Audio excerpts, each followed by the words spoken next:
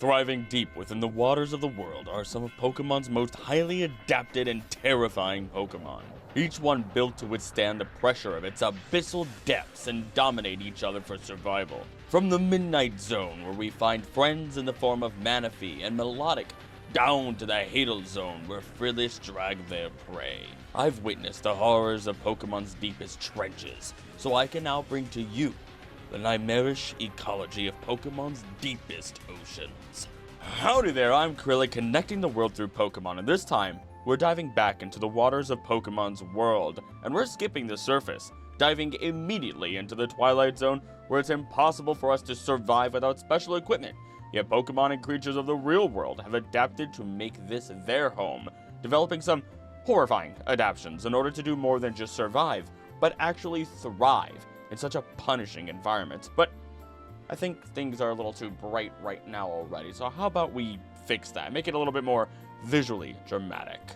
Yeah, this is about as close to Team Aqua as I'm probably gonna get, but how about we get going? Because now, as we go along, I'll be describing these deep sea environments to really put into perspective this alien world that our water Pokemon live in, and even real world animals survive in, because their adaptations are a lot closer than you might originally think. We begin 650 feet or 200 meters down in the Twilight Zone. The Ocean Twilight Zone is a layer of water that stretches around the globe. It lies 200 to 1,000 meters, about 650 to 3,300 feet below the ocean's surface, just beyond the reach of sunlight, also known as the midwater or mesopelagic. The Twilight Zone is cold and its light is dim, but with flashes of bioluminescence, light produced by living organisms. The region teems with life. Recent studies suggest that the biomass of fish in the Twilight Zone may be 10 times greater than previously thought, more than in all the rest of the ocean combined.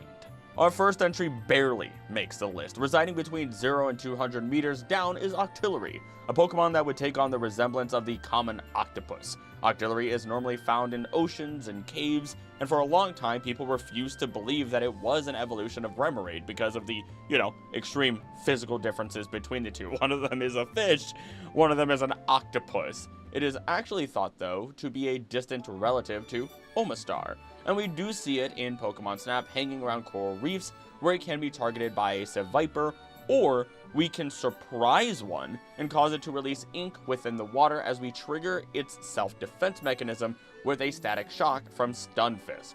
Now, cephalopod ink can contain a number of different chemicals in a variety of different concentrations based on certain species, or based on the species. The main component in cephalopod's ink is melanin, the very same thing responsible for the color of our hair and the color of our skin. Though not every octopus has this ability, and different cephalopods will produce different colors of ink as well, including brown, reddish, or dark blue.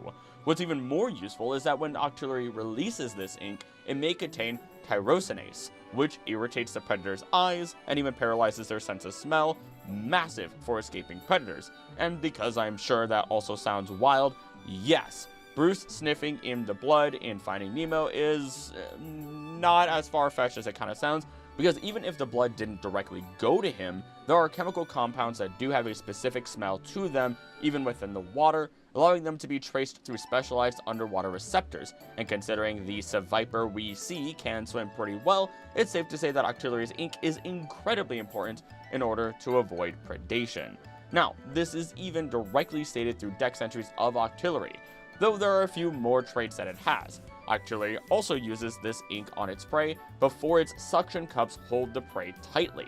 Its ink can also be used as a cooking ingredient. Besides ink, Octillery sometimes uses its rock-hard head on its foes. Now, an octopus won't headbutt us, as much as that sounds really dope, but what it will do is it will wind up its tentacles and throw out a mean punch underwater. They aren't going to do this to hunt, but rather an octopus may actually team up with as many as 10 fish, as National Geographic describes.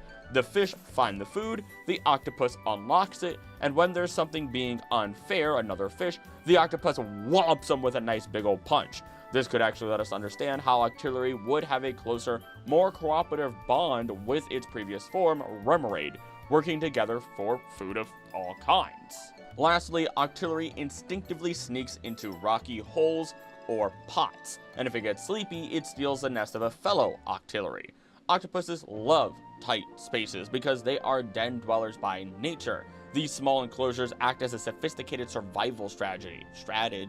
Since they completely lack bones, they can easily squeeze into tiny crevices to hide from predators, ambush prey, and feel secure. Thank you, Seattle Aquarium. And while Octillery is the surface of our deep sea dive, there are plenty of other octopuses that can survive in much deeper waters. Also, I always want to say octopi. I believe both are correct, but from the sources they used octopuses, so that's just what I'm using today. But again, plenty of other octopi or octopuses that can survive in much deeper waters. One example just being the flapjack octopus, which Pearl from Finding Nemo is based on. Mature specimens can live as low as 1,500 meters into the midnight zone. We'll visit there later. And thanks to having copper-rich blood, effectively gelatinous bodies that compress safely, and actually lacking gas-filled organs like swim bladders or lungs, not every creature we'll talk about has these qualities but survive anyway, octopi are able to survive in these high-pressure conditions with no issue. Of course, there's always a limit. After all, the heart still has to be able to move blood around, and if high pressure prevents that, well, I'm sure you can imagine what happens next. As an extra note before I forget, Remoraid, as Octillery's previous form, don't live very deep at all. So if I don't mention every single Pokemon's like evolutionary line, there's a reason. They just don't live as deep. In fact, in terms of Remoraid, they live between 3 and 30 meters deep. So we might see a migration of species as Remoraid evolves into Octillery or gets closer to evolving. And we kind of do depending on the routes that you look at throughout the world. As a closer for Octillery, there is one moment where a Wailmer comes up to chill near the surface, screams to scare the Octillery away in Pokemon Snap, and you might think we have a weird predator situation here, but nope, as it turns out, the Wailmer in this environment within Lentil just like playing pranks. Even though that same Wailmer actually launches a Pyukumuku away like a rocket with its scream, but no worries. Those are shallow water creatures. The Pyukumuku are specifically their species, so it'll be fine wherever it lands, especially if a Pelipper decides to help it out. You know what's really fun? I actually have my Shed Aquarium mug here, even for this, for coffee inside of it. But another technicality here with Kabuto, as it is noted by Pokemon to live in the deep sea, while the Smithsonian specifically states horseshoe crabs are most often found in shallow coastal waters with sandy or muddy bottoms. Their range is along the Atlantic coastline of North America, stretching from the Yucatan Peninsula in Mexico to the Gulf of Maine in the United States, though some sources, such as the government of Massachusetts, states that adults can live as deep as 200 meters. In addition, though it's called a crab, horseshoe crabs are more closely related to arachnids, such as spiders and scorpions. Like those animals, horseshoe crabs have hard exoskeletons called carapaces. The hoof shape of their bodies is where they get their name, horseshoe. This ties perfectly into why Scorpy, though, arachnids area, is in the Bug and Water 3 egg group, while Kabuto is in the Water 3 and Water 1 egg groups. Pokemon has actually kept a close eye on biology while setting up egg groups, and it's incredible, really. Now, horseshoe crabs, their dome-shaped bodies, sport 2 eyes on their tops with several sets of legs on their undersides. Their primary legs help to move. Another pair of legs close to their mouth acts like pincers used to pick up and crush food. And this is a big deal as it does match up with Kabuto for the most part, with more later related to their eyes. But Kabuto doesn't mention how it eats, strangely enough, though it still has those really big legs which do give it a powerful swimming ability. Horseshoe crabs also have a smaller set of eyes located towards the front of their carapace, as well as light sensing abilities on their tails and underparts of their bodies. Despite this, instead we are told that there are 2 small black eyes on top of Kabuto's shell, which it uses for sight when it hides on the ocean floor. Underneath the shell is a black space that hides the structure of its main body. Only its 4 short yellow legs and a second pair of luminescent red eyes are visible on its underside. So yes, you did hear that right. Kabuto has 2 sets of eyes, like actual eyes, while a horseshoe crab has 1 pair and a light sensing mechanism, which, if you really want to be weird about it, sure, that's technically what our eyes do anyway, but it's very different because you're looking at organs versus light receptors, so on and so forth. I'm not going to get into all that today. But, I mean, look at it. How often have you looked at Kabuto and just thought those 2 black dots on top of its head were just dots, not eyes? I've been the same since day 1 as you, And now I'm not gonna lie, it looks a little bit cuter with the tiny little eyes right on top, and I really, really want one now. But there's one detail missing from these Pokemon, the tail of a horseshoe crab. The horseshoe crab tails, called telsons, are neither spiked like stingray tails, nor are they venomous or poisonous. Instead, they use their telsons to flip themselves right side up in case they get flipped on their backs. However, they can also swim upside down if they really want to. This is actually accounted for as Kabuto's Stadium Dex entry states, a Pokemon that was resurrected from a fossil found in an ancient seabed, unable to right itself if it is flipped over. And just in case anyone wants to say we can't use Pokemon Stadium info, not only is it still an official release, I know it's a side game, which I understand scrutinizing it, but it also was the first to ever show us how Doduo flies, which has recently been confirmed in the Pokemon anime. I mean, Sanji jumps all over the place, and I really need to make a video on Pokemon that break the physics of the universe sometime soon. But strangely enough, we do find a reason why Kabuto is technically not a horseshoe crab, but is rather a sea scorpion, otherwise known as a Eurypterid. These were more shallow-dwelling creatures, and there even is one species that was very similar to a horseshoe crab, explaining why, when Kabuto evolves, we get the terrifying Kabutops, being far closer to what these ancient apex predators looked like. Because of this, we get the reverse of what had happened with Remoraid and Octillery. Now having a Pokemon that evolves and becomes more accustomed to life closer to the surface, or even on the surface, as we do learn Kabutops was trying to do in order to hunt down its prey.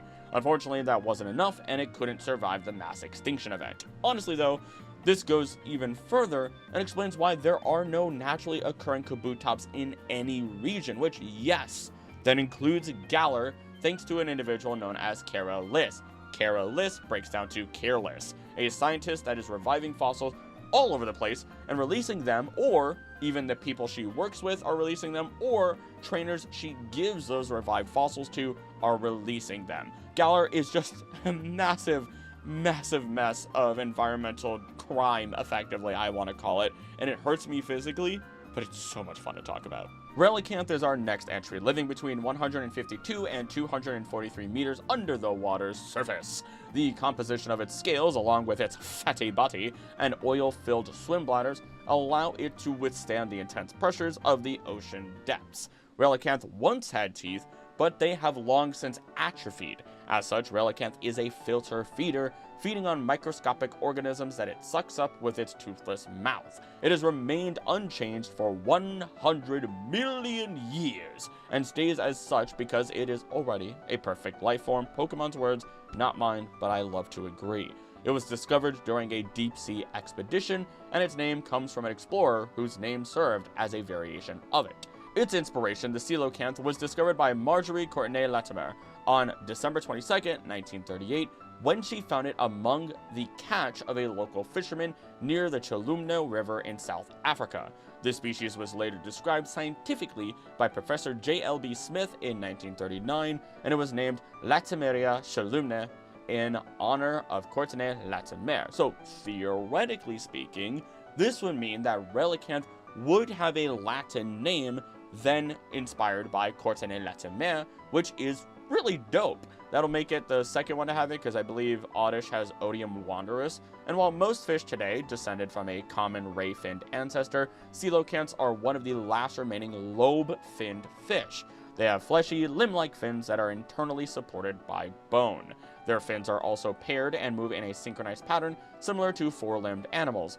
Also of note, their tail fin is pointed in the center, unlike ray-finned fish that have forked or crescent-shaped tails. All of these details being shown in Relicanth's physical design. As one of the last lobe-finned fish, coelacanths have numerous characteristics unique among living fish. Among them is the presence of a special electrosensory organ in the snout called the rostral organ. This organ is filled with a gel and enables the coelacanth to sense low-frequency electrical signals and quote-unquote see in the dark. Another is a joint or hinge in the skull that allows the front portion of the brain case to swing upwards, greatly enlarging the gape of its mouth. Neither character exists in any other living vertebrate that we know of. though it was common among fish from the Devonian period. This is incredibly strange, because while Relicanth says it uses suction and no longer bites, we do get a different story with the real-life Coelacanth. That thick skull in the Coelacanth gives Relicanth, though, the ability Rockhead. Now this Coelacanth, according to the Smithsonian, eat like the more cartilaginous fish, including sharks and chimeras. Most other bony fish rely mostly on suction feeding, which requires new facial muscles to quickly open the jaw and create negative pressure. In suction feeding, as the fish's mouth opens, potential prey gets sucked into their mouth. One of the critical muscles for suction feeding, though, to be present in coelacanths is actually a ligament, which is incapable of contraction. This suggests coelacanths must actively bite their prey. Because of this, we might be able to say that Relicanth is somehow an even further future version of this coelacanth, or, since Pokemon likes to flip the script on things and do the immediate opposite to what happens in real life, it could just be a general choice that they made.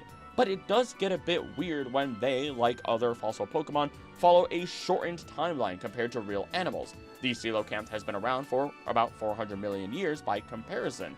On top of that, we do get information from Professor Juniper where she's talking about the Klinkline and their sudden appearance in Chargestone Cave 100 years ago, while she's also looking into how Pokemon have suddenly appeared or how they evolved to be in the modern day, almost directly her words. So it gets really muddy how Pokemon, especially when we look at the scrapped movie ideas, may have come after animals once existed in their world, but they haven't been able to make it 100% official that that was the case. Moving on though, other unique anatomical features include a hollow fluid-filled notochord, a primitive feature in vertebrates, underlying the spinal cord and extending the length of the body, backbones that are incompletely formed or totally lacking bony centers, enamel teeth, and an oil-filled gas bladder.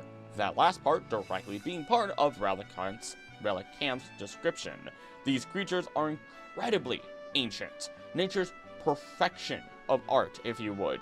The only other creature I personally know about in this way being crocodiles and alligators. I think jellyfish might technically be on that list too, but I'm not sure. One of you can correct me and let me know in the comments. And it's a genuine treat to talk about the coelacanths every single time. But before we do continue, I just want to say thank you for watching. If you're new and you're enjoying this so far, I'm confident you're going to enjoy the rest of this video and many other deep dives. So subscribe to make sure you don't miss a video. In addition, let me know your favorite deep sea Pokemon. There's a few I have soft spots for, like Relicanth here, and I'll let you know about them when I get there or when we get there together. I love reading comments from you all, including info I may not know, plus they appease the mighty algorithm alongside likes, shares, and hype, so do it. Lastly, thank you to members of the channel for your support. It makes a massive difference as I can dive deeper into research the more the channel is supported, so I can continue bringing you quality content like this special deep dive especially. If you would like behind the scenes info, early access to videos, and members exclusive videos, become a member for as little as $3 a month. But enough of all that. Thank you once again, and on with the video. Normally, seahorses stay between 1 to 14 meters, with the highest recorded being at 100 meters, but Kingdra is a very special case that is a bit hard to place, so I figured this would be a good spot for it around here. This is also the third video in a row that Kingdra has appeared in, since it was both an apex predator and a Pokemon that can kill you by basically doing nothing but existing and breathing, which is just a bit terrifying from a seahorse dragon that is taller than I am by about half a foot. I'm 5'6". Now, the yawn of a sleeping Kingdra is powerful enough to create undercurrents capable of destroying small ships, just sucks them right under. Should it decide to emerge from the depths of the ocean, Kingdra's strength can create large whirlpools and waterspouts on the surface. Because of its immense power, Kingdra often hibernates deep in uninhabited areas of the sea to build up its energy, usually at the bottom of the seas. It's not down there like Lugia, hints for later, protecting us. No, it is down there because it's just a little bit eepy from releasing too much energy. When a storm arrives, Kingdra is said to awaken and wander about in search of prey. Its awakening can cause tornadoes, as if we needed any more disasters happening at once. It is known to have fierce battles with Dragonite whenever they meet, and using a sound of a Dragonite can lure a Kingdra into appearing, as demonstrated when Go used this tactic. Kingdra's gleaming scales are also often gifted to royals. Now this is where things differ from the past two videos, because something irrelevant to those topics but awesome in this one is the existence of the sea dragon, a real creature and basically the cousin of the seahorse. Leafy sea dragons have several greenish yellow appendages that look like tiny leaves. These quote-unquote leaves are actually lobes of skin. They are perfectly shaped for the animal to blend in with surrounding seaweed. This adaptation protects the sea dragon from predators, it also hides the animal from prey, and because sea dragons are so lightweight, they gently tumble through the ocean with the same movements of seaweed. Now, this creature would actually be one of the inspirations, arguably the primary inspiration, for Dragalge, and might have played a part here, but a more cultural connection is that seahorses in Japanese are effectively called the illegitimate child of a dragon, just because they look like one. And if they were to live long enough, then they would, quote-unquote, fully transform into a dragon. It's just kind of a thing, to my knowledge, with no specific source beyond this, or at least none that I've found. It's existed in a number of different stories, including One Piece. Funny enough, I point at the Joy Boy, well, Gear 5 statue behind me, and it's just, I don't know, an overall idea that will probably continue forever. Not a lot to say here, since Kingdra is only here by technicality with its dex entry, because there are many creatures that live on or near the seafloor without living in the trenches of the world. So let's move on. Reaching down to a maximum of 400 meters into the sea, we have Omanyte and Omastar. Originally, there was a lot of conflicting information that claimed they couldn't go this deep due to the type of shells that their real-life ammonite selves had, but luckily the National History Museum lets us know they tended to live in more shallow seas and may have had a maximum depth of about 400 meters. Omanyte regulated its buoyancy by storing and releasing air within its shell, and controlled direction by twisting its tentacles. While Omanyte fed on plankton, it was preyed on by Archaeops and Caracosta. Unfortunately, as it evolved, a new problem occurred. It is believed that Omastar's extinction was a consequence of the increasingly heavy weight of its shell that affected its mobility, including its hunting. Now, there is one species of ammonite that made it to be larger than a human, and it is a wild sight, even in black and white. Any creature of that size that we normally see as small is just baffling to me, and I love it. But what happened to Omastar wouldn't, or shouldn't at least, happen to a real ammonite, which I can now show off my fossil again. Bada boom. Ammonites were born with tiny shells, and as they grew, they built new chambers onto it. They would move their entire body into the new chamber and seal off their old one, and that old one would be now too small the living quarters, with walls, now known as septa, dividing them. This also explains why Omastar can use Shell Smash, and it wouldn't hurt itself in the process, technically speaking, assuming that it's doing the same exact thing as our Ammonite friend here. So, effectively, as Ammonites grow, as Omanyte, Omastar should theoretically grow, then they'll start in the center of this, continue building their spiral structure, building outwards more and more, closing off the sections behind them, until eventually they're just living in, like, the most recent top two or outward two sections of their shell. As for hunting, Omastar uses its highly developed tentacles to ensnare its prey before biting down with its beak, which has enough force to crush rocks. Omastar's diet includes shelter. It cracks their shells with its beak before sucking out the contents. Omastar was in turn preyed upon by Caracosta. Despite Omastar's power and dexterity, it is slow and can only catch prey that are within reach of its tentacles. By comparison, though it would largely have depended on their size, ammonites would likely have eaten similar things to today's cephalopods, such as crustaceans, bivalves, and fish. Smaller species would probably have eaten plankton. Some other species may have been scavengers, like living nautiloids can sometimes be. Ammonites would also have served as food for other marine animals. There's evidence of mosasaurs and ichthyosaurs having eaten them, and some fish would likely also have considered them prey. I crave the day that we finally get to see the greater sized apex predators of Pokemon's ancient aquatic world. Lapras is genuinely the closest we get, and its real life counterpart just do not compare to what could have been around back then. But how about we dive another 50 meters down? Mantine may often be seen near the surface of the water near their mantike babies or around Remoraid, who they have a communal relationship with, but as we look at manta ray, we find that they can dive much deeper into the water than we often see Mantine traditionally doing. From NOAA fisheries, giant manta rays also appear to exhibit a high degree of plasticity or variation in terms of their use of depths within their habitat. During feeding, giant manta rays may be found aggregating in shallow waters at depths less than 10 meters.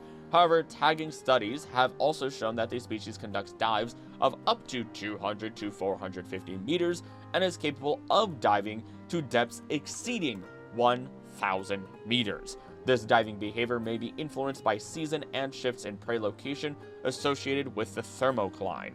I wanted to keep them here because of their regular dives, but we could put it much later in this list if you really feel like it, if you want to go by maxims. It also makes sense because Mantine are able to leap out of the water upwards of 300 feet, which takes a lot of speed and force to do. What better way to reach this necessary speed than to have a racing head start from deep below the surface and burst free from the waters? Not that this is 100% necessary, because we can see in Snap some Mantine leaping with grace, though they are still aided with extra power from Lumina orbs. Now, knowing that Mantine has a communal relationship with Remoraid had me thinking, this Pokemon has Remoraid scavenging food from it, and they fight together. Do we have anything like that for the real-life manta ray? And we see many, in fact, and Remoraid would fit this niche as we look at cleaning stations where smaller fish remove parasites from manta rays, which appear to play a crucial role in their social interactions. Manta rays often congregate at these locations, providing opportunities for social learning and the formation of bonds. Manta ray also rely on specialized small fish and crustaceans at designated cleaning stations to remove parasites, dead skin, mucus, and other debris from their bodies. These interactions are a form of mutualism. The manta benefits from improved hygiene and faster wound healing, while the cleaner fish get a reliable food source. This would include the cleaner race, gobies, angelfish, and cleaner shrimp. Thank you, National Geographic, for that info. Finally, the Crystal Dex entry states that Mantine swims along freely, eating things that swim into its mouth. Its whole body is very coarse. And as it turns out, they can feel slimy, manta ray, but also a bit coarse like sandpaper. And since Mantine doesn't state its diet, we look at manta ray once more. Manta rays primarily feed on planktonic organisms such as euphasids, copepods, mysids, decapod larvae, and shrimp. But some studies have noted their consumption of small and moderately sized fish as well. When feeding, mantas hold their cephalic fins in an O shape and open their mouths wide, creating a funnel that pushes water and prey through their mouth and over their gill plates. Manta rays use many different types of feeding strategies, such as barrel rolling, doing somersaults over and over again, and creating feeding chains with other mantas to maximize prey intake. Now, this is when I admit something, and I might get canceled over this, and I'm so sorry. You know, I've done something horrible, but I have to admit it. For over a year, I've complained about there not being a plankton Pokemon, but as a longtime supporter and community member named Knit pointed out, there technically have always been plankton Pokemon. The larval forms of many creatures, such as jellyfish, are indeed zooplankton at the very least, meaning there are plankton forms of Pokemon like Tentacruel, Frillish, and many others floating throughout the waters. But that doesn't mean we can't have a dedicated plankton-themed Pokemon, and I would be happy to have that in the future. I beg for it. It's been a long-running joke on this channel, and I want to have fun keeping it alive, so that's exactly what I'm going to do. But for the purpose of this video, you now know where these plankton come from in this world of Pokemon. I feel slightly more Hispanic today, probably because I actually look more Hispanic. I have like a slightly more tan, and the lighting is different, and I'm wearing something that is a trifold hat, which I often associate with Spaniards back in the day, which I'm a little bit Spanish, but that's neither here nor there. I just had a comment on it because I see myself and it just looks weird. Anywho, a creature you haven't heard from in 3,000 years, Alomomola, is here, and it is capable of diving 500 meters thanks to its relation to the great Mola sunfish, which is a little redundant to say the whole thing, but probably gonna say it multiple times.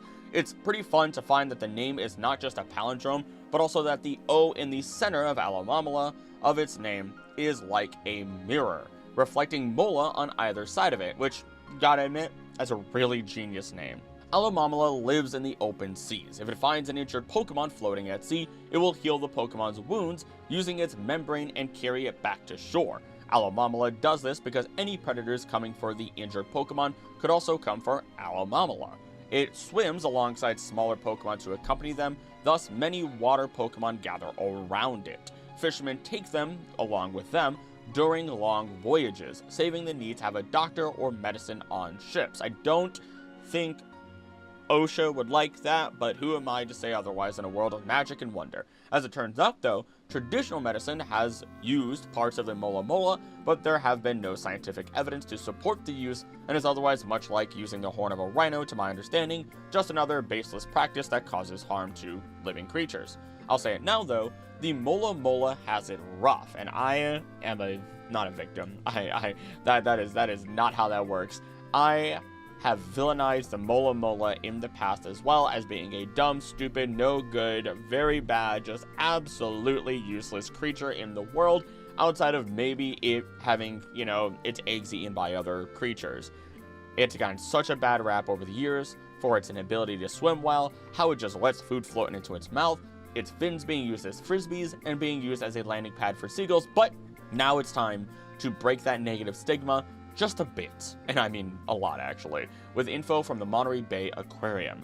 Inside a mola's tiny mouth are two pairs of hard teeth plates shaped with a slightly curved ridge that look similar to a bird's beak. Instead of chewing, ocean sunfish suck food in and out of their mouths until their meal is broken into more manageable chunks. Small ocean sunfish forage on benthic creatures like crustaceans, as well as algae, squid, fish, and other invertebrates. An ocean sunfish can migrate vertically to find deeper dwelling prey in the open ocean. When they reach approximately 70 centimeters tall, ocean sunfish undergo a fascinating dietary shift. They switch to primarily eating gelatinous organisms at this larger size, including large moon jellies, tiny comb jellies, and even siphonophores. Scientists suspect ocean sunfish can enjoy this potentially painful gelatinous diet because of a mucus-like lining in their digestive tract that keeps them from getting stung by jellies. By comparison, you might think of like, okay, what are sea turtles doing? And if I remember correctly, their throats are like a bunch of spikes, effectively. Like they swallow in those jellyfish, and after they get past the harder like mouth area, effectively, those jellyfish are getting shredded into nothingness as they go down. It's kind of spooky looking. Now, there's also an incredibly thick mucosal layer on the outside of the Molamola's bodies to protect them from harm. Otherwise, the reason they lie flat on top of the water is to actually allow birds, using them as a landing pad, to pluck out parasites, assuming they aren't going to the underwater cleaning station. So, it seems like they took the defensive layer Pokemon of mucus and just twisted it to heal in the case of Alomomola. Even without this, by looking at their base stat scores, Alomomola has HP and physical defense as its highest stats, intending to lean into it being able to tank hits. Whether or not this is viable in competitive Pokemon at all is something I don't know, as I just do not know competitive Pokemon well. One of you can tell me, because I would love to know, and I just don't trust searching it up. Misinformation and all that. Also, as it turns out, there are tons of parasites that like to live on Molamola, one being gooseneck barnacles inside of its throat, which is horrifying, because, like, Binacle is a gooseneck barnacle, and now I'm imagining one of those inside of Alomomola's throat. That's...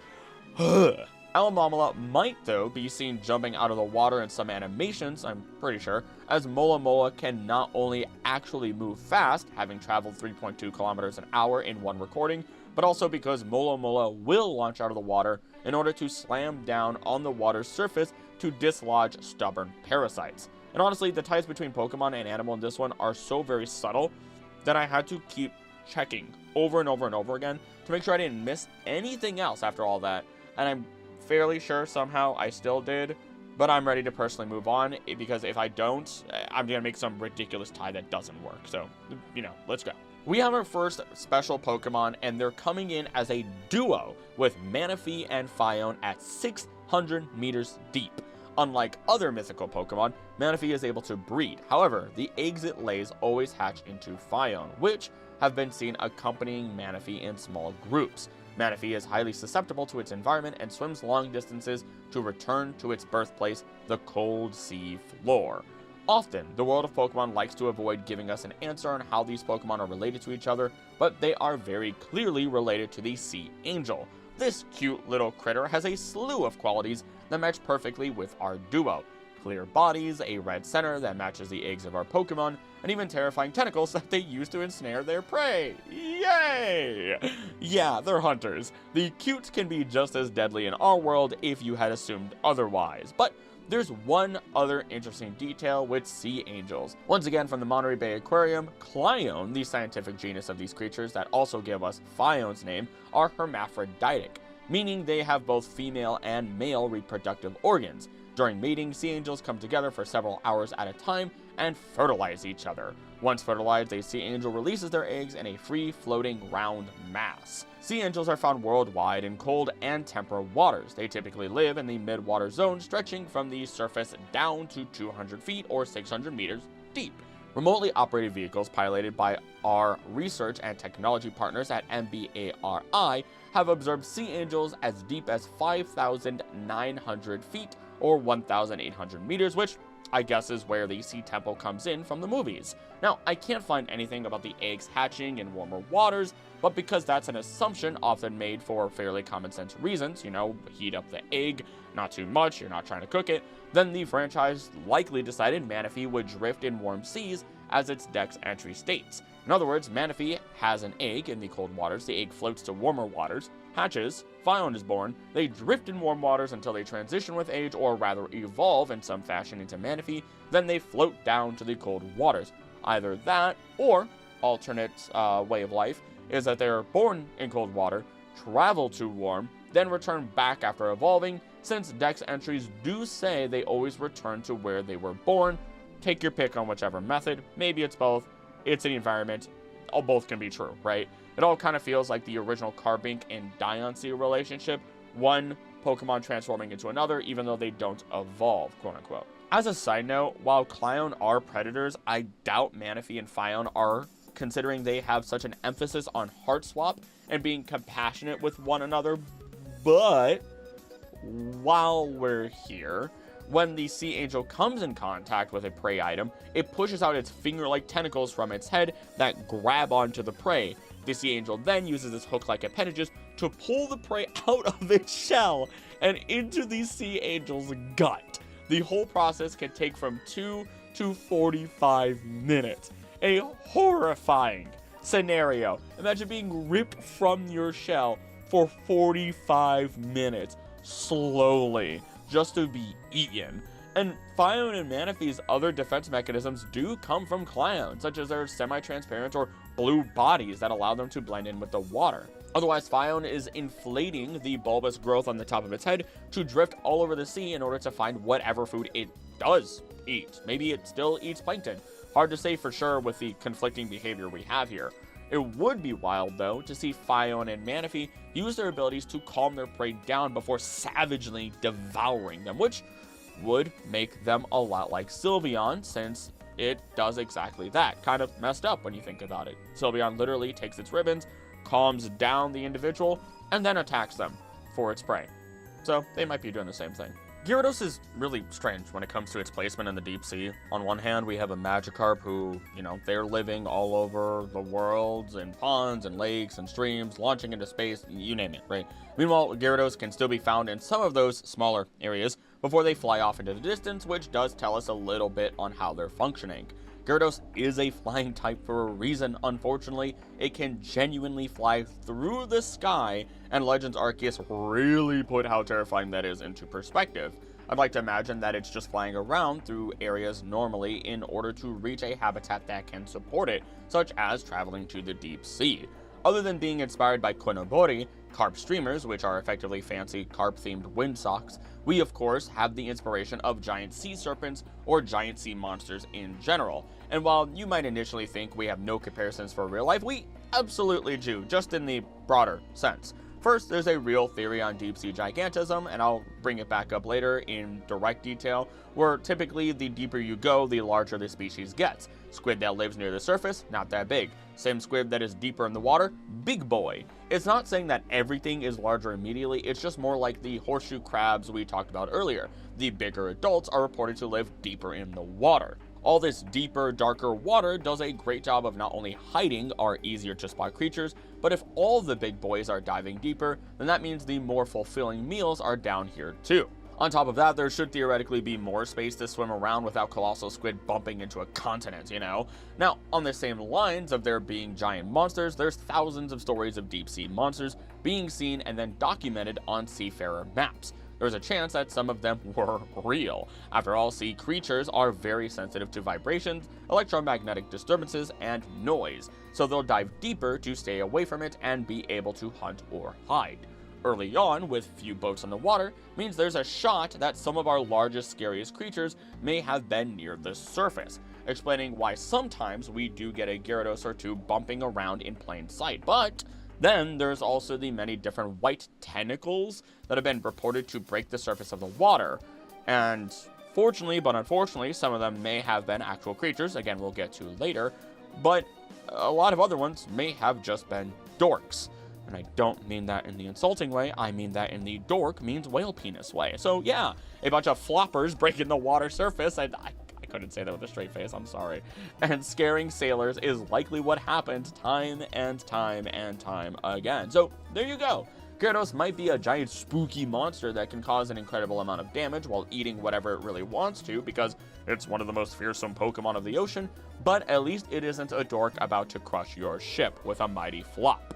There's no real way to spin this positively, I realize, and I'm about to make it worse, since the process of evolution does cause a change in the brain structure of Gyarados that is then believed to cause its violent nature. And to be fair, that's a bit of nature and nurture there, baby.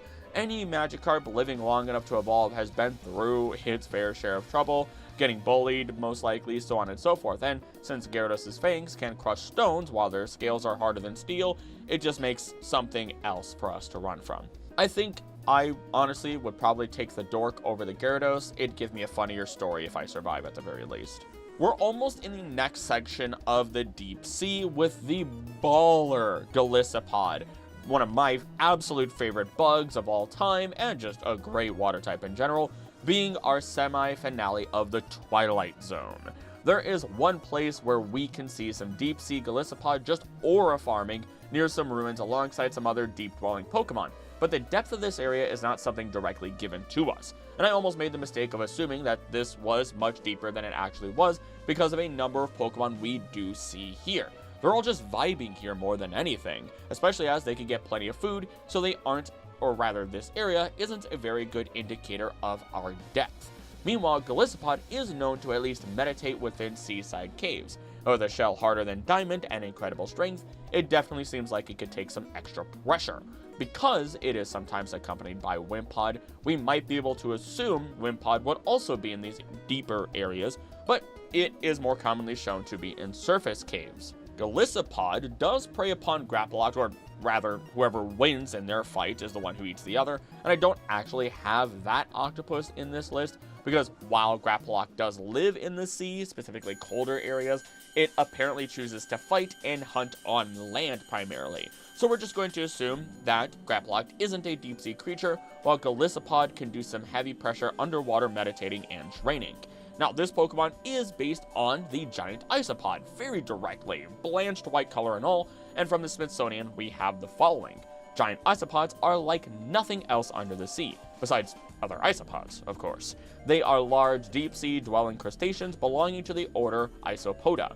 They have flat bodies covered in a hard, segmented cuticle, and 7 creeping pairs of legs, which make a grand total of 14. I don't know why I put all my fingers up. I'm not putting my feet up on screen. When not searching for food, they often dig themselves into the seafloor sediments and remain very still and out of sight to conserve energy, an important survival strategy in the food-scarce deep ocean. Their armored exoskeleton acts as their main defense against predators, such as deep-diving fish and sharks, much like their roly-poly cousins. They can also curl into a ball to protect their softer underside.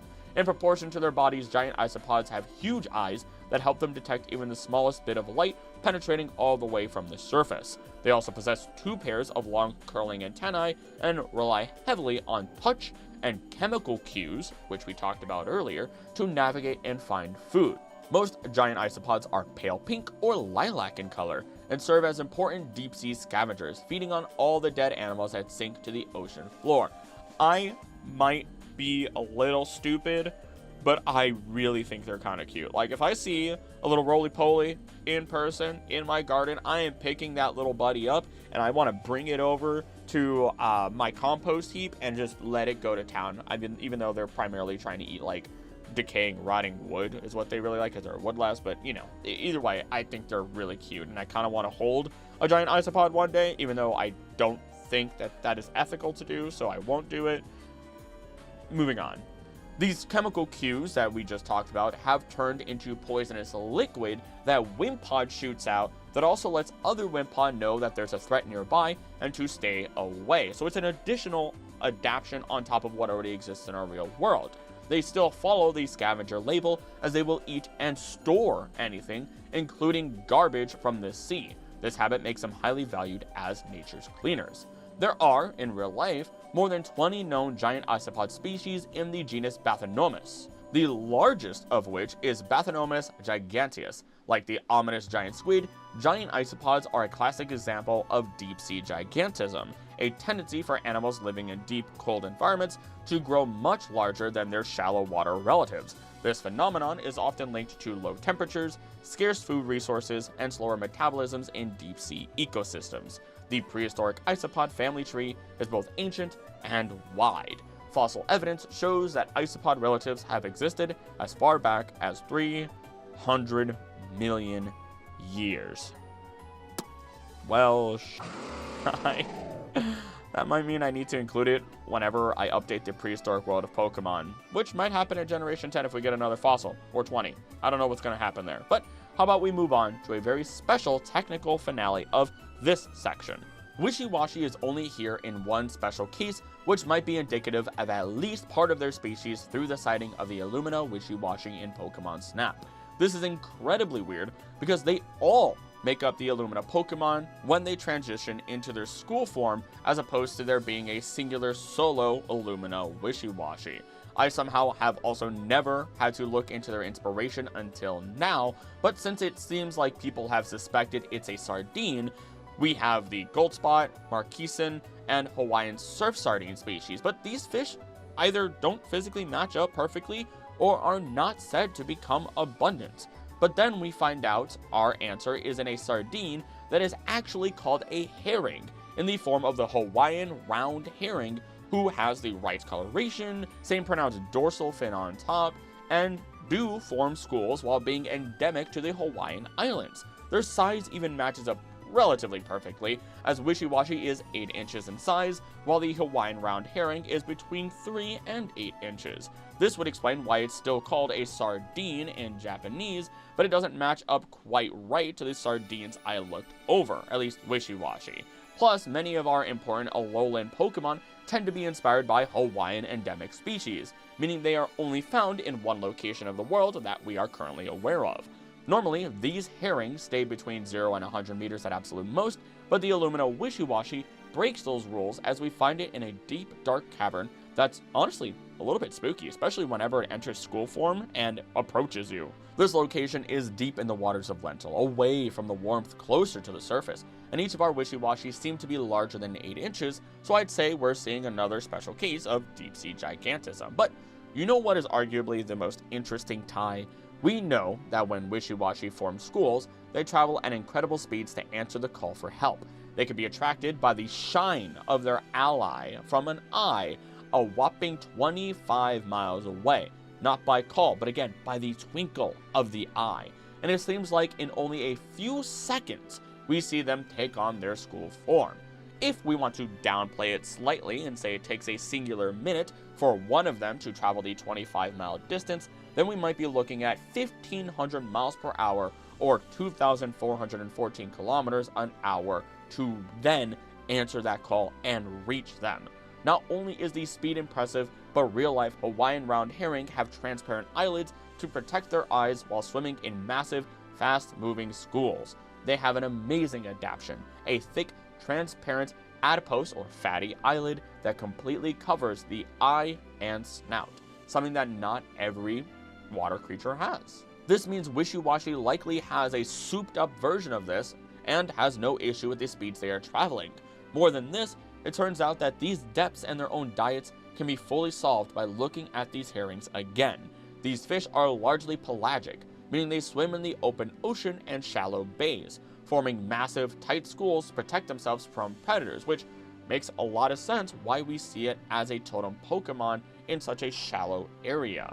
While they are generally known to eat plankton like euphasids and copepods, stomach contents of caught specimens in places like Kanohe Bay in Oahu showed they are aggressive night hunters. They often actively hunt for other small fish like anchovies attracted to night lights. Because they don't have defensive traits like spiny fins, they are a fundamental food source, much like Wishiwashi is. They sustain larger predatory marine life, including squid, large pelagic game fish, and seabirds. Like many herrings, they are highly prolific spawners. Again, like Wishiwashi, there's so many of them. I know I keep saying it, but I'm getting excited over this. Research in Hawaiian waters has shown that their mating and spawning take place mainly in the evening, releasing buoyant, planktonic eggs right into the water column. This, for the last time, completely explains regular Wishiwashi and this Illumina Wishiwashi, and I was genuinely jazzed about this at the time of finding all of this out and reading it now, because I haven't found new solid info like this in a long time that goes against what a lot of people say, while also lining up much better than what we see elsewhere, which might be a sign that I really need to cover Paldea's or Hisui's ecology really soon. Welcome to the Midnight Zone. Sunlight is rapidly absorbed as it travels through the water. Red, orange, and yellow are absorbed quickly, leaving water a brilliant blue. But even these wavelengths disappear as light travels deeper. By about 1,000 meters, about 3,300 feet in depth, even the faintest light has been extinguished, leaving these deep ocean waters in perpetual darkness. The resulting bathypelagic or midnight zone extends to about 4,000 meters, about 13,100 feet, which reaches the ocean floor in many places. In addition to the lack of light, the midnight zone is characterized by a steady temperature of around 4 degrees Celsius or 39 degrees Fahrenheit. Life that exists in this zone must be able to function in cold temperatures and withstand extreme hydrostatic pressure. Pressure varies with depth, and in this zone it ranges from 100 to 400 atmospheres. Despite the extreme environment, organisms here must find food and mates and avoid predators just as they do in any ecosystem. These include well-developed visual systems, bioluminescence used both to lure prey and attract mates, and well-developed auditory systems that allow them to hear other animals moving nearby. Thank you, Woods Hole Oceanographic Institution. The fish of omens, living between 200 and 1,000 meters deep, is Pokemon's version of the oarfish, Milotic. Milotic is said to be the most beautiful of all Pokemon. In fact, it is said to have inspired many artists in their works. This is likely because its scales change in color depending on what angle they are viewed at. However, there are trainers who prefer Feebas over it, seemingly disappointed after it evolves from said Pokemon. When there are fights going on, Milotic has the power to calm angry feelings and end arguments by releasing a wave of energy, though it is said that you can be calmed just by looking at it and its beauty. Apparently, it has done this during times of war in Sun and Moon to soothe people's minds and hearts. And I kind of wish I knew about that before this video, because I just covered Alola's Hidden War with Amaze the Dragon, which, admittedly, a chunk of it is us talking about how things get theorized and having fun and all the different possibilities to take the information on Alola's monarchy being destroyed. But if you haven't seen it, go do yourself a favor. It's genuinely probably the most fun I've had in a video in a while. But lastly, Milotic can move by floating in the air, as shown in the 12th Pokemon movie. While there are a few possible different inspirations, the oarfish, as mentioned earlier, is the most dominant of them. From Oceania.org, while they may seem quite heavy, it is not much for a fish that may reach lengths longer than a school bus. As a result of this general shape and the bright silver coloration and long red fins, some people around the world know the oarfish as the ribbon fish. The first few elements of the dorsal fin are long and wispy, resembling a crown, and give rise to yet another common name for this species, the king of herrings. Its crown is incredibly important because we do get a princess tiara look to Milotic, while we do get a crown of sorts for Gyarados as well. These Pokemon and their previous forms being clear counterparts to each other, though it's important to note that their gender ratios are both 50-50, and we don't actually have a strict traditional prince and princess situation here. Oarfish have very large eyes that they use to see in the extremely low-lit conditions of the deep parts of the open ocean, their preferred habitat. They rarely come to the ocean surface, perhaps only when dying or disoriented, and occasionally wash up on beaches around their home range, all tropical to warm temperate seas. Most individuals that are discovered near the surface or near beaches do not survive. Unlike most fish, the oarfish's body has no scales, which explains potentially why only part of Milotic's body is scaled instead of the entire thing being scaled. Oarfish are likely another source of sea serpent myths that are part of most maritime cultures around the world. Some observers report that oarfish discovered at the sea surface often swim with their head and ornate quote-unquote crown out of the water as if they are searching for something. This curious behavior, the long snake-like body, and the relative rarity with which they are observed at the sea's surface, most notably after large storms, all feed the belief that mythical sea serpents attack mariners or even entire ships in the open ocean. However, oarfish are quite harmless. They have very small mouths and no teeth, and they feed by filtering small prey from the water, swimming with their mouths open, and capturing their food with modified bones that support their gills. Lastly, their rarity has also played into them being an omen of something horrible to soon arrive. They are nicknamed the Doomsday Fish, as a warning sign of impending natural disasters like earthquakes or tsunamis. Though there is no evidence to support their ability to predict earthquakes, I do find it important to understand that them dying, becoming ill, or suddenly surfacing in large numbers is likely a result of a greater issue, such as, again, storms. Also, while yes, they might not predict an earthquake or tsunami, they're still likely going to feel it, and that's where we would get the disorientation from that causes them to surface. At least, Milotic has found a way around this and can just float around without water. The Pokédex does state that Milotic live at the bottom of clear lakes, yet we've also found them, or Feebas, in places like calderas or in the lake within Mount Coronet. Their species is pretty hardy all in all, so they have a lot of options, but their extreme rarity has to be more than just Feebas not growing enough prism scales to evolve. It must, at least in my opinion, revolve around their more common habitats being in deep water, which I find pretty fitting that we really don't know anything about wild Milotic when it isn't interacting with humans or where they are found other than some lakes. Oarfish, in turn, are creatures we have very limited knowledge about, to the point where their conservation status is even limited just for their safety. This isn't to say that we are limited in their conservation status, it's to say they are marked as limited environments only found in a few specific locations that would then make them very vulnerable to environmental changes. After all, if we've only found them in one section of the world, we don't know if they exist anywhere else and need to protect that section at the very least. So, go protect our real-world Milotic because they deserve it, and so do many other creatures. I would really like to be able to do more for wildlife funds and stuff like that in the future as the channel grows to a success that I don't need, but that's, a long-term dream. Reaching as low as 1,280 meters, we find Sharpedo, Pokemon's representative for great white sharks.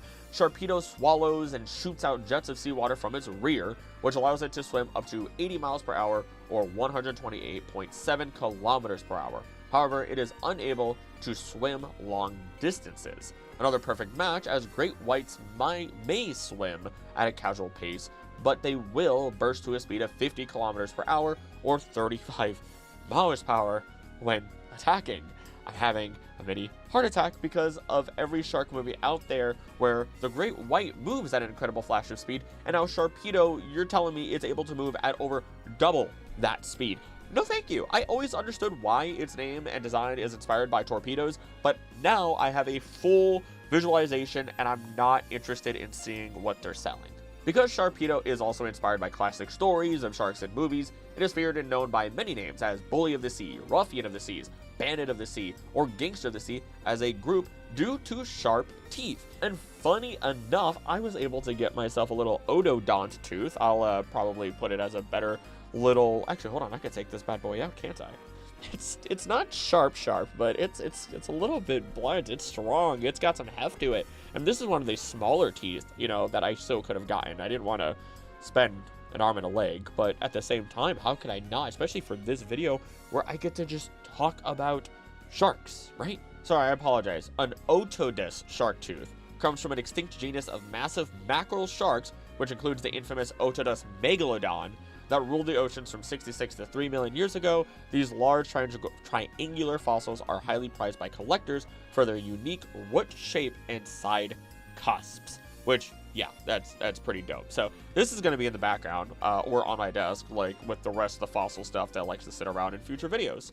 Now, Sharpedo was once prized for its dorsal fin as a food item and has been a victim of overfishing, something that occurred in real life where people would catch a shark, cut off its fins, including tail fins, for things like shark's fin soup, and then toss it back in the water. So not only torturing them and damning them to a slow death, but also wasting an entire shark. Like, there are sharks, you can't eat them, but, like, obviously do it the right way, the legal way, you know? And so the Shark Finning Prohibition Act of 2000 amended the Magnuson-Stevens Fishery Conservation and Management Act to make the cruel and wasteful practice of shark finning illegal in U.S. waters. I don't know about the rest. It required sharks to be landed with their fins naturally attached or at a legal ratio, which is basically just to say, hey, you brought this shark in and you're not killing hundreds of sharks just for their fins, and we want proof of that. If this wasn't set in place, then I guarantee that we'd see population drops like rocks at an alarming rate,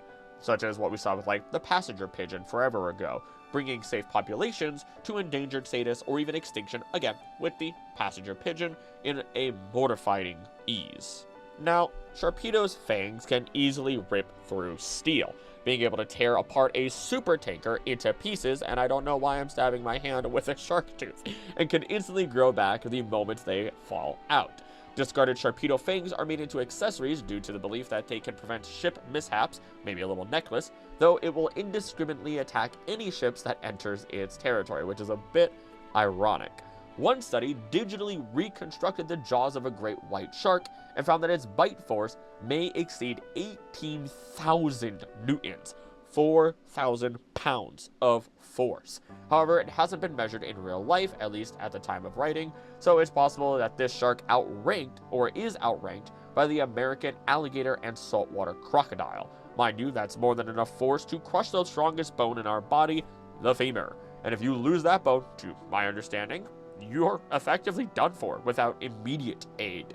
This is also why I just don't go in deep waters. This is why I have grown a fear of the deep. I'm a strong man, strong physically, but I recognize how puny and helpless I am in the grand, unobservable, inky void of the deep, where its denizens dominate life beyond what we even are aware of. It's like I'm stuck in a place where the less I know, the more unassured I feel, and the more curious I am and need to know. But the more I do know, the more I realize how f***ed I am if I wake up and my bed has been magically teleported to the middle of the Pacific Ocean.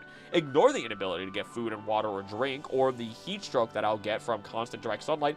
I just got the freaking fake seaweed in my mouth, and I'm there. What the heck? Anyway, I can only imagine being made a meal for the aliens that live in a world that's not completely known to us. But Sharpedo is very sensitive to the scent of blood, being known to prey on Wailord, particularly small ones. It also preys on other water-type Pokemon such as Phione, Lumineon, Lantern, and Squirtle, meaning it could go pretty deep if they aren't coming all the way up. The last of which, though, Squirtle, we do see it attempting to hunt down in Pokemon Snap before a Lapras scares it away, though later it can also be seen having a race with Machamp, which is really fun to see. Seeing young whales as well hunted by sharks is something I've only seen in documentaries, but will never forget, because the sharks will surround, distract, and do whatever else they can to move the whales into disadvantageous positions. They are so much larger, so they can't move as fast, which is why forming a protective pod around young whales is so important. Unfortunately for the whales, the shark can still manage to succeed in their mission and make a meal of them. Lastly, I did gloss over it earlier, but sharks do not shoot water out of their anus to propel themselves like torpedoes, but there are plenty of cephalopods that shoot water out of their siphon, which is different, but about as close as we're going to get without looking at insects and how they move their water. Some of them do. This next set of entries might be the most annoying to me, with Clamperl, Huntail, and Gorebyss. Despite Clamperl being a clam with the egg of a Huntail or Gorebyss inside of it, you might have assumed it is purely filter feeding, which is how we got the seed and egg of the eels inside of Clamperl here. But Clamperl also notes that it actively does bite and eat full fish. This at least gives it more of a range than just the shallower waters that are less than 30 meters that you would expect. In fact, there are some very special cases of clams living 9,533 meters deep, but those are chemosynthetic creatures that convert carbon into organic matter using inorganic chemical reactions as an energy source rather than sunlight, which again, Clamperl is not doing.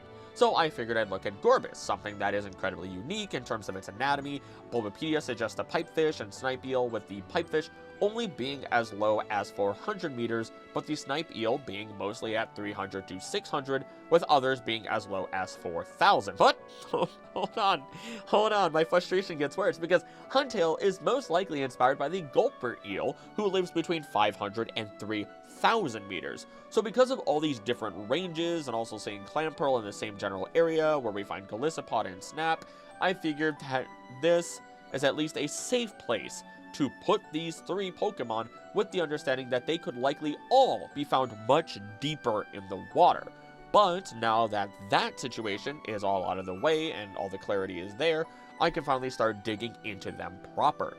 Clamperl's Pearl does amplify psychic power, making it a target of Spoink, who do get their pearls from this Pokemon, at least in shallower waters. In addition, these pearls are 10 times more valuable than pearls produced by Shellder. Pearls are produced when something irritating gets stuck in a clam's mouth, by the way, which it then envelops in something called nacre, then resulting in the pearl being produced. And this is why, effectively, it is gestating the child of Gorebyss or Huntail, or both. I mean, both of them are male-female species.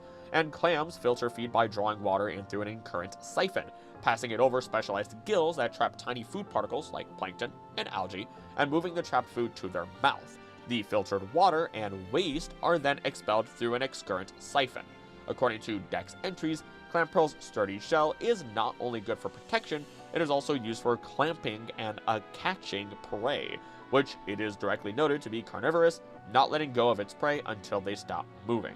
A fully grown Clamperl shell will be scored with nicks and scratches all over. Clamperl grows while being protected by its rock-hard shell, and when its body becomes too large to fit inside the shell, it is sure evidence that this Pokemon is getting close to evolution. This will first lead us to Huntail, noted to be the deep-sea Pokemon. Who would have guessed? Huntail's presence went unnoticed by people for a long time because it lives at extreme depths in the sea. This Pokemon's eyes can see clearly even in the murky, dark depths of the ocean, and its tail is shaped like a fish. This tail is used to attract prey, then it swallows the prey whole with its large, gaping mouth. It swims by wiggling its slender body like a snake, and to withstand the crushing pressure of water deep under the sea, its spine is very thick and sturdy. Eels are often mistaken to be invertebrates, but yes, they do have spines, being classified as bony fish. From Ocean Conservancy, the mysterious gulper eel, also known as the pelican eel, is one of the most unusual deep-sea animals. The gulper eel might look like your run-of-the-mill eel. It has a long, narrow body that undulates back and forth to move under the water, or through it rather. Like other true eels, they are part of the order Anguilliformes, which contains 800 species, including moray and garden eels also. If we look at a beta, which I don't remember if it was Huntail or not, or if it was just like another Pokemon, it has that big jaw, which looks like a pelican's jaw, or beak rather, and that's how we kind of get these connections here, that it is most likely inspired by the pelican eel, first and foremost, or gulper eel, whatever you want to call it. Now, they are black in color and can reach about 2 to 3 feet in length, which isn't that significant compared to other eel species. The largest eel species known currently is the European conger, which can reach up to almost 20 feet long. So if you stretched it, top to down, that's taller than a 2-story building, typically. They live in the deep sea, ranging from 1,600 to almost 10,000 feet below the surface. Gulper eels get their name from their massive gulping mouth. So why, though, do gulper eels have this unusual adaptation? Well, like pelicans, and the inspiration for the gulper eel's other name, of course, it allows them to scoop up water into its mouth to swallow their prey whole. They primarily feed on crustaceans, fish, and cephalopods, but some scientists believe their wide mouths allow them to go after larger fish if food is harder to find. In addition, when their mouth isn't inflated like this, they have an eel-like, long, thin body that wiggles through the water as they move along, expressing why Huntail moves that way. They are black in color, sometimes with a white line down their dorsal fin, and the tip of their tail has a red or pink bioluminescent glow, explaining all the different glowing eye spots all over Huntail's body.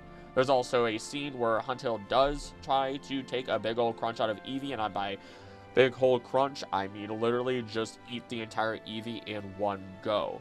And gulper eels are also noted to be rare in the same way as Huntail, so we don't know too much about them, but they are found all over the world and are considered by the IUCN as a species of least concern, so it should be just fine. And before we move on to Gorebyss, it's noted, much like our oarfish, that according to tradition, Huntail washing ashore is a sign that something unfortunate would happen. Again, that makes a lot of sense, considering the idea that they're super deep-sea creatures. Why are they on the surface? Something bad happened. Something bad is going to happen to us. And now we move on to a very, very unique creature.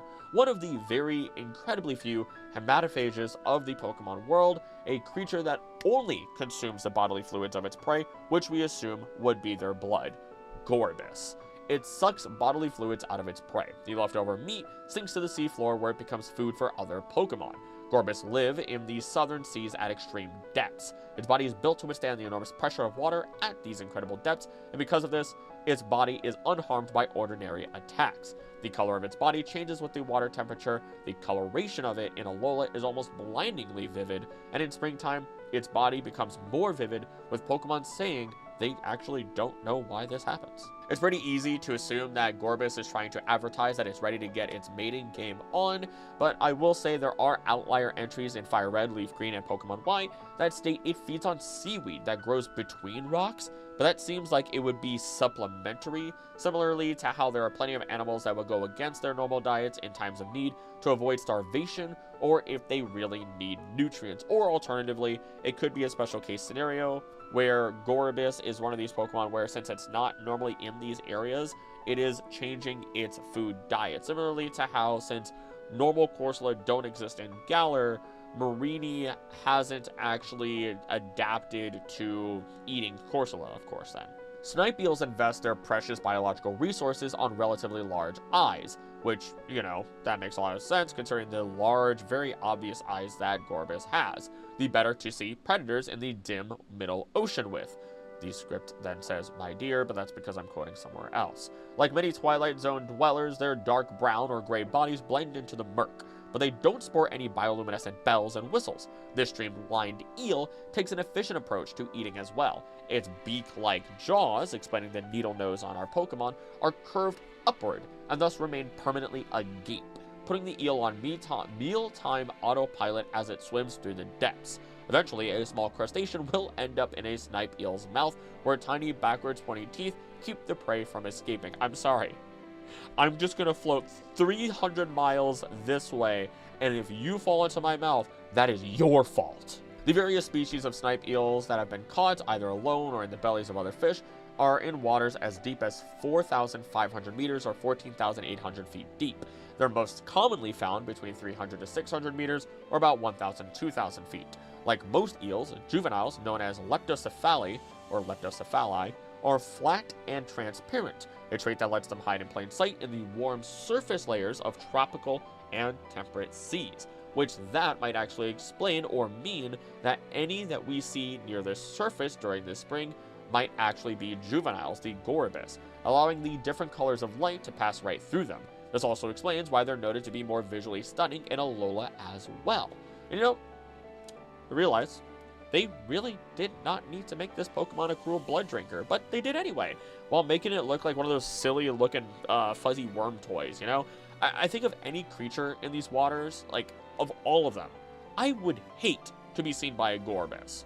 At least Sharpedo will erase me in a split second. I know there's some other ones that'll really, really be terrifying that we're going to get to later still, but Gorebyss is going to make me feel like a juice box with only a few drops of juice still in it as I fall to the floor dead. Hopefully. I don't want to imagine what it would be like to survive that encounter. Barely. Wailord is one of the largest Pokemon to have been discovered. Due to its immense size, it can make giant splashes by jumping out of the water and then crashing back down. These shock waves allow Wailord to knock out its opponents and hurt its prey, which it is able to eat large quantities of at one time, such as schools of Wishiwashi. This has already separated it from what we would expect of baleen whales, at least on the surface, because let's try and look at baleen whales closer, as they do come in two categories as told by coastal studies. Each plate of baleen, those teeth-like hairs, consists of long, flexible hairs bound together by connective tissue and embedded in the upper gum. Made of keratin, they are similar in appearance to human fingernails. Hundreds of plates, one alongside the other, line each side of the upper jaw, hanging downward. Where the whale's tongue rubs against the baleen is worked into a series of bristles. This inner fringe allows whales to filter large quantities of small prey from the water. Different species of baleen whales differ in the shape of the baleen and the fineness of the fringe. This reflects different feeding styles and food types. Short baleen plates with a coarse fringe describes a fish-eating whale. Long plates with a fine silky fringe allow others to hunt smaller animals such as zooplankton. At least 3 broad feeding styles can be found within the baleen whales: gulp feeders, skim feeders, and bottom feeders. Gulp feeders, like humpback, fin, and mink whales, of which we will find Wailord in this category as a blue whale, engulf a large mouthful of food and water, close the mouth part way, and with the tongue force the water back out through the baleen. The food cannot pass through the baleen and is swallowed whole. Long parallel grooves or pleats run the length of the throat, allowing the throat to distend, almost like the pouch of a pelican. Baleen whales with these rorqual grooves are classified together as rorqual whales, such as fin and humpback whales, once again adding blue whales to this myself. This feeding style works well with schools of small fish or large plankton, as they effectively lunge at their congregations. I've never imagined a whale lunging at something, and while yes, it makes perfect sense, I just felt my stomach drop. Luckily, Wailord has an easygoing temperament and loves to play. Its size causes it to have almost no natural enemies, and its only known direct predator is Dhelmise, who we will get to soon enough. Wailord lives in the sea in large groups called pods. These pods, which often include whale murre, travel together in order to search for food. And yes, when a whale murre is attacked by its predators Sharpedo or Dhelmise, its whole pod works to defend it. Now, Sharpedo, again, technically is a predator of Wailord, but is, again, more of a predator of whale murre, so it gets a little bit weird because they are considered separate species as per Pokemon, and species in Pokemon gets really weird. There's a whole thing that I could talk about with that. But Wailord can dive deep at 10,000 feet, 3,000 meters, in one breath, and it is popular due to its size. As a result, Wailord watching is a favorite sightseeing activity in various parts of the world. However, Wailord are known to be driven away by fishermen when they become too numerous, in order to prevent them from consuming too many fish Pokemon. And to make things clear, blue whales are typically going to just eat krill, which funnily enough always sends me into a moment of existential crisis, since most people will call me krill if not krillic, but they may occasionally eat tiny crustaceans like copepods or small schooling fish, but this is a very small fraction of what they eat. This makes Wailord different in its diet, but that's not too surprising since Pokemon likes to mess with diets a lot. For clarification, Wailord is eating larger fish as opposed to going after a bunch of krill. I guess this is also a good time as any, since someone inevitably will comment on Pokemon being omnivores since they eat berries and sandwiches and curry and blah blah blah blah blah, but not quite. We feed them those berries or even curry to heal them or to even boost their powers. So those are special case scenarios, much like the turtle eating a bird, or any other animal having to eat something just because they need the nutrients, because they need to survive, you name it.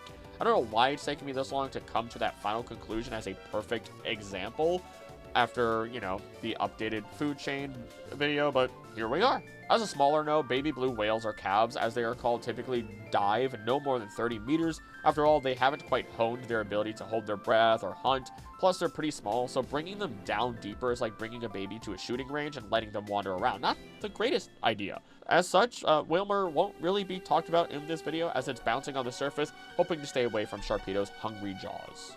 The last of our Pokemon in the Midnight Zone is a technicality and could be higher or lower to any degree, as we have Dhelmise, Hunter of Wailords. The heavy anchor can be swung with enough force to knock out its prey in a single blow. The victim is then enveloped in seaweed, which can be stretched hundreds of yards and has its life force drained. In addition to hunting, this Pokemon maintains itself by adding new detritus and seaweed to its body. So a little bit of both, detritus in the open ocean and, I guess, living seaweed to its body in the open ocean. It is known to get along well with Skrelp and Dragalge. So, Skrelp and Dragalge are going to be more akin, as well, to those sea dragons we talked about earlier. and it's very important that they are close to the surface, as Dragalge notes it absorbing sunlight through the plume on its head to then create dragon energy, hence why we won't be talking about them in detail today. As for Dhelmise, since we know it prefers hunting Wailmer and Wailord, it feels like a no-brainer that they may congregate closest to where these whales reside most, somewhere in the water column. If we want to go dark, if somehow Dhelmise doesn't knock out a Wailord, it can always wrap its seaweed around it and drown it, just waiting it out. There's of course not much of a real-life inspiration to speak of, other than the specific seaweed it may be inspired by, or how this Pokemon is definitely a reference to Captain Ahab and his hunt for Moby Dick. Now, normally then, this is when I would say that it's inspired by Dead Man's Fingers, the seaweed.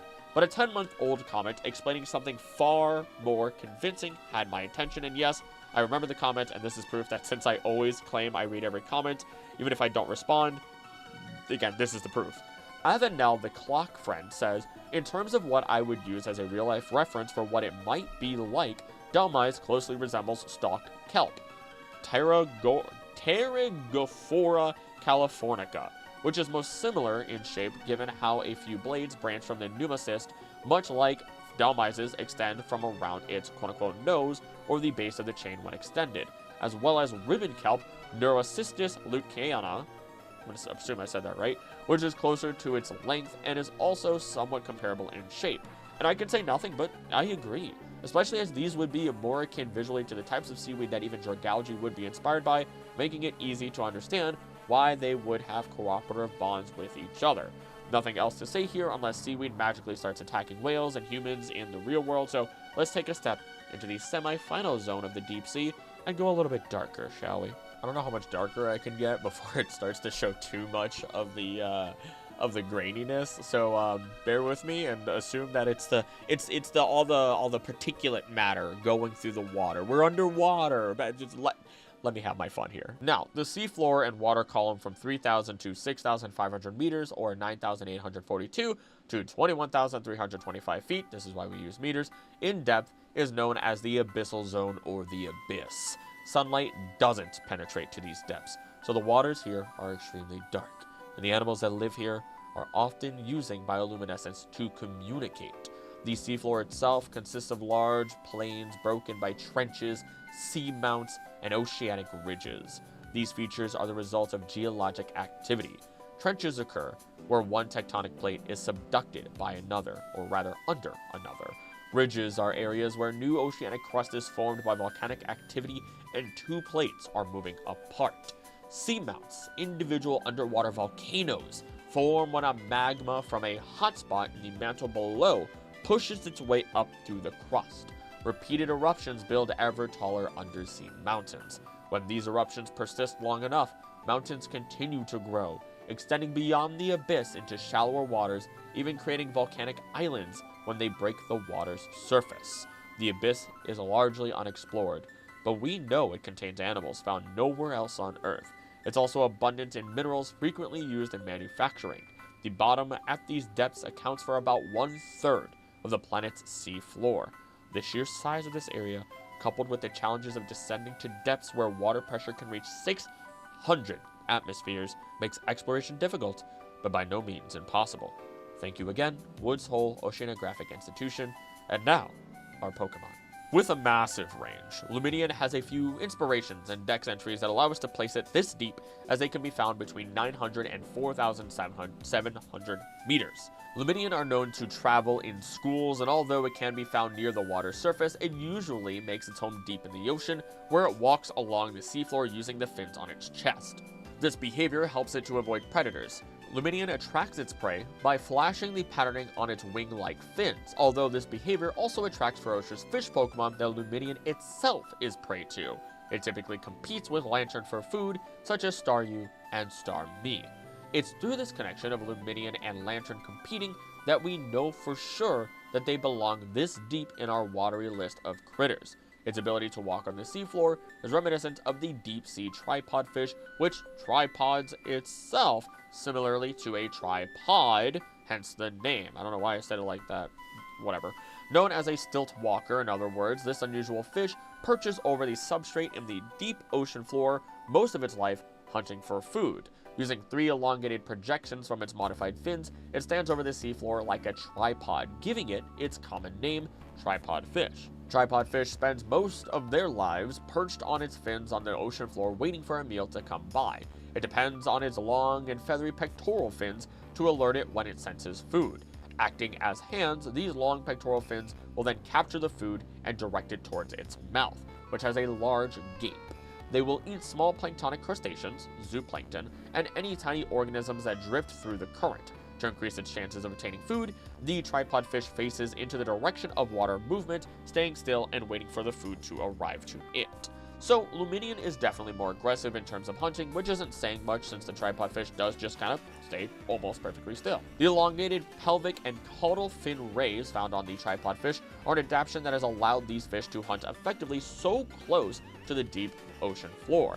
These rays become soft and limp as the fish swims away, trailing behind it like flaccid tails. Sorry, I'm immature. Flaccid. Scientists are not sure how this mechanism works, but they suspect fluid is pumped through the extremely long rays, making them rigid and allowing tripod fish to balance while standing over the substrate during hunting. As a result of living in virtually complete darkness, these quote-unquote eyeless fish have developed long pectoral fins that extend upward like antennae and serve as tactile organs, or hands, when it searches for food. Since this type of hunting requires very little energy, it is an essential adaptation for a predator that lives under the extreme pressure, near to freezing water temperatures, and in the darkness of the deep ocean. We do get these long fins, but just in a different way with Lumineon, looking more like butterfly wings in this way. And once again, we have another Pokemon capable of producing light through the patterning on its fins, and instead of having something that trails behind like a flaccid tail, it just straight up has a tail that has a pink spot on top and seems relatively flaccid, but why? Well, as it turns out, its previous form Phione will absorb sunlight, and then their patterns will shine vividly when darkness does arrive. Because of this, I suspect that Lumineon is able to flash the light on its tail separately, hopefully attracting smaller prey that might be above it when it is swimming higher in the water column. Also, speaking of, I have no idea how I managed to go this long without talking about it, but these Pokemon and many others have a color patterning, moreover, Phione, not Lumineon, which is lighter on the bottom, darker on top. And this is called counter shading. This makes it so that when you look upwards towards the brighter water closer to the surface, you won't see the bottom of a creature as it blends in better with the environment. Meanwhile, if you look down, the darker top of this Pokemon will blend with the deeper, darker waters below it. This is such an incredible trait that it has adapted in so many different critters. You might even be able to find it in other non-marine life, such as dogs. It's not just about light and dark, it's about blending in with your environment or reducing the amount of light that reflects off of their bodies. Yet despite this, Lumineon does not have counter shading anymore as it has evolved. Likely because it lives in such deep dark areas that it doesn't matter, and any lighter part is being lit up like a beacon to attract prey like a beautiful butterfly of death. Considering Lumineon hunts on the seafloor and starfish are scattered throughout so much of the seafloor on so many different levels, it felt appropriate to put Starmie here and acknowledge that it could be swimming much deeper in the water. As a small side, I was actually very fortunate to be able to go scuba diving and get very close to a number of large yellow starfish bigger than my face, and my fiance and I were only 15 feet below the surface. I cannot imagine the sheer amount of pressure deeper than this, because I had a bit of a headache afterwards and my chest was definitely taking a little bit of a beating early on, as I had to convince my body it was safe to breathe underwater through the scuba gear that we had.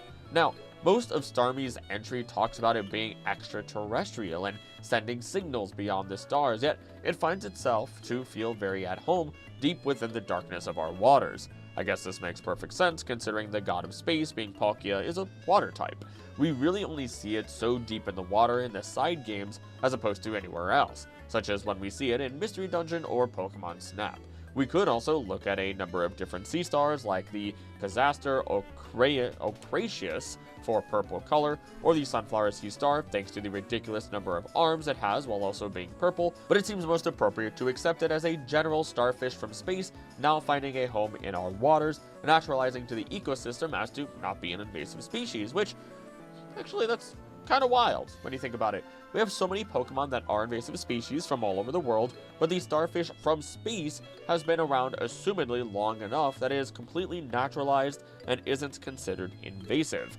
As a final note, while it isn't made clear anywhere else, early on in the anime they show that Staryu and Starmie need to be in water in order to attack with water attacks, absorbing it into their body first, and there are plenty of Pokemon who can just generate electricity, generate water, fire, you name it, thanks to their organs, or at least store it. But it seems like these Pokemon need to store water in their bodies in order to use it, which tells us a lot of nothing, but also something at the same time. What I mean by that is they likely don't live in water where they are from, but they have the ability to take in water and use it, likely for their travels throughout space before crashing onto a planet of their choice. Just some speculation for you to think about. Somewhere between 2,000 and 6,000 meters is where I would expect to find Malamar. I will admit this is mostly speculation, considering the closest we get to this answer is just by seeing Inkay actively trying to hypnotize Chinchou for a meal, and as you'll soon find out, Chinchou and moreover Lantern are deep swimmers. As such, to me it makes sense to assume that when Inkay evolves into Malamar, it will dive deeper into the deep blue. I strongly base the depth of where it lives on the deep sea big fin squid, which is not something I ever want to see face to face in the water. Big fin squid are in the genus Manaphy, which means great fin in Latin. They get their name from the fact that their fins stretch up to about 90% of the length of the mantle or the main body of the squid. The largest big fin squid on record stretch to more than 20 feet long, and it's possible they can grow even larger. Big fin squid are the deepest living squid that we know of. Lord in heaven, please keep this thing away from me. Again, bigger than a 2-story house, once more, and it's mostly tentacles. I am imagining every horror movie possible. Malamar possesses strong hypnotic powers, which are said to be the most powerful of any Pokemon. It induces hypnosis by flashing the lights on its body and performing certain hypnotic motions. It uses its hypnotic powers to lure in other Pokemon it deems prey before ensnaring them in its tentacles and finishing them off with its digestive fluids. By comparison, big fin squid are instantly recognizable by their big fins, of course, and their long spindly appendages. Like other squid, they have 8 arms and 2 tentacles, but you can't tell the two apart in big fin squid. Instead, all 10 arms and tentacles hang out and down from their bodies, almost like a daddy long-legged spider. Ugh. Some scientists speculate they use their arms and tentacles as a spiderweb-like net to capture small prey as they swim by. They also suspect that the odd angle of their arms and tentacles, which some have compared to elbows, helps ensure the long appendages don't get tangled. While I couldn't find a reliable source that says big fin squid are capable of producing the same patterns that octopi or cuttlefish would produce in order to hypnotize their prey, it just means that Malamar has multiple methods of capture available to it. Long arms, hypnotization, you name it. Actually, imagine a Malamar flashing light patterns to attract prey, then suddenly stopping. The prey continues to move closer and closer, looking for whatever it was that they were following. Maybe they move forward, maybe they turn away. But no matter what they choose, it is already too late, as Malamar's long tendrils have already been put in place in order to allow the fish to unwittingly fall into its net trap and be made into another meal. We do get to see at least a hint of all of this, as there is a card of Malamar underwater in a very dark place that seems to even have those underwater stalagmites around it. So this is even more possible than speculated. It's also ever so fitting that a Pokemon seen as an alien would live so deep in the water. At least we can make it look goofy by flipping it upside down.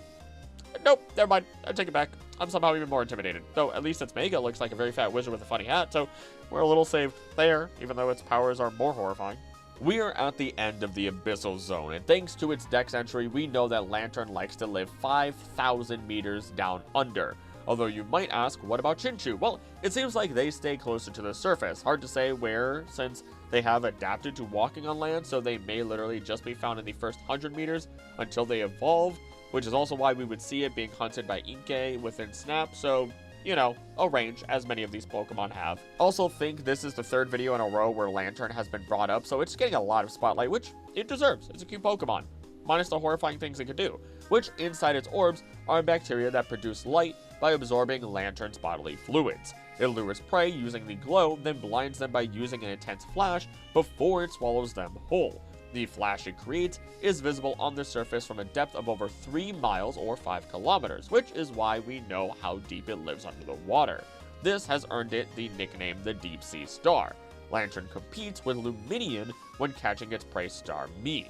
In addition, Frillish and Sharpedo are natural predators of Lanturn.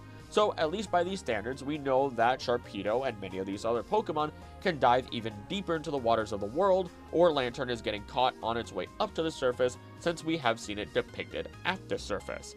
Now, Lanturn has again been talked about in excess in the last few videos on Apex Predators and my video on Pokemon that could just kill you by doing nothing, so I'll keep it brief here while you can get expanded explanations in those videos. Lanturn not only produces a light that would be impossible to create without causing a black hole to appear every single time that it shines its light underwater, but since they are commonly seen with the ability Volt Absorb, which renders it immune to electric damage, this means Lanturn can go absolutely nuts and have an electric rave show that fries everything across the world without being harmed in the slightest itself. And yet somehow, Sharpedo and Frillish thinks it's a good idea to mess with this thing, and they do succeed, probably because not all of them have Volt Absorb as an ability.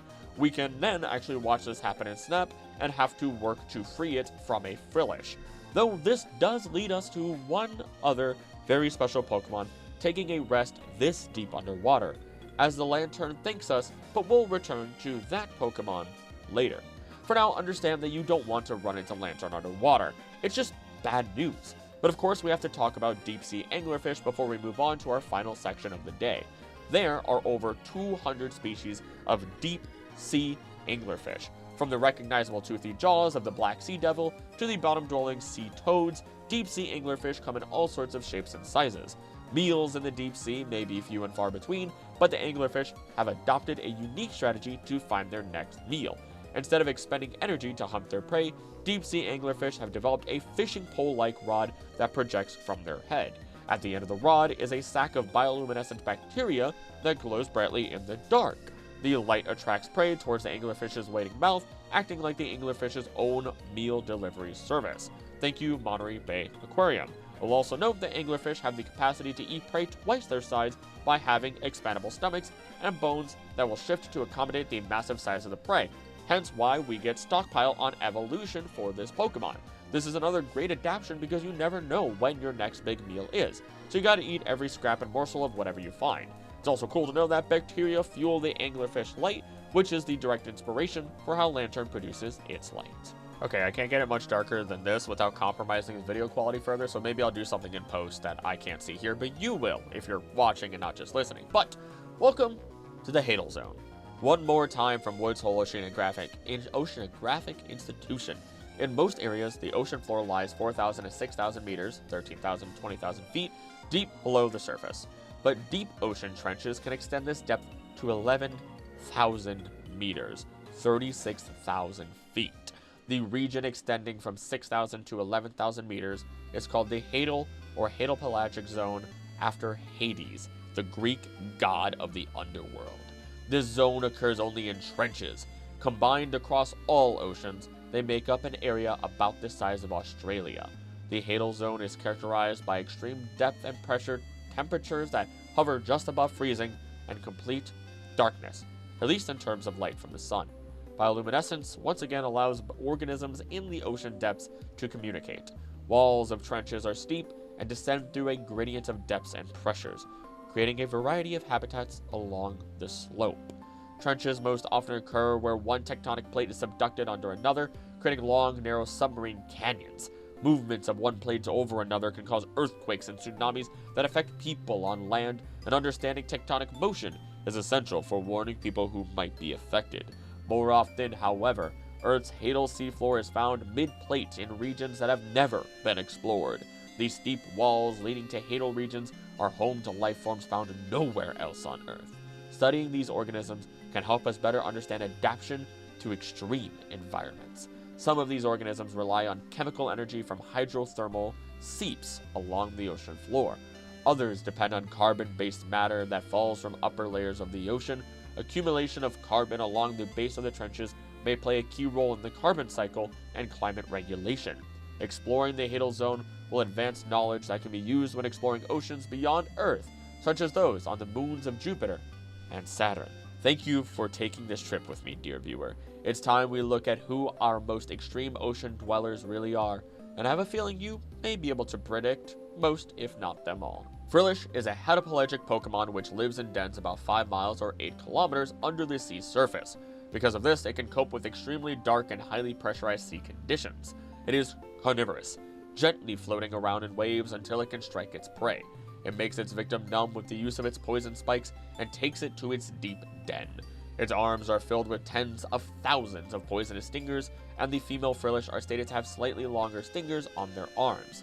There is a legend where Frillish are said to have been created from transformed residents of a sunken ancient city, and they are noted to prey on Magikarp and Lantern. This really doesn't mean too much, because they seem to have adapted so well that even when they evolve, they will come all the way up to the surface to hunt their next meal, potentially being even us on cruise ships. Jellicent can absorb seawater and project it from its head, which lets it move forward in the sea. Jellicent's body composition is similar to seawater. Schools of it are known to gather for prey during the full moon, and any fancy cruise ships, tankers, or crew that wander into the oceans where it dwells are never found again. And it is rumored that it drags these ships or tankers into the sea and preys on its passengers. It can create layers from sunken ships and is known to feed on life energy, where the more it drains, the bigger its crown gets. Jellicents are highly feared by fishers. It is wild to me to think of the possibility of looking at Jellicent under the scope of deep-sea gigantism and ever running the risk of finding one larger than a house.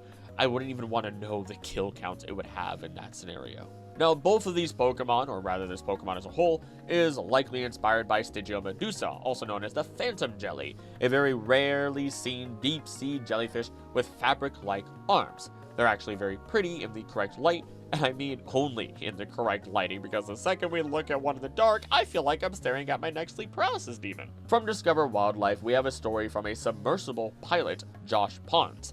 These giants are rarely seen, but some people are luckier than others.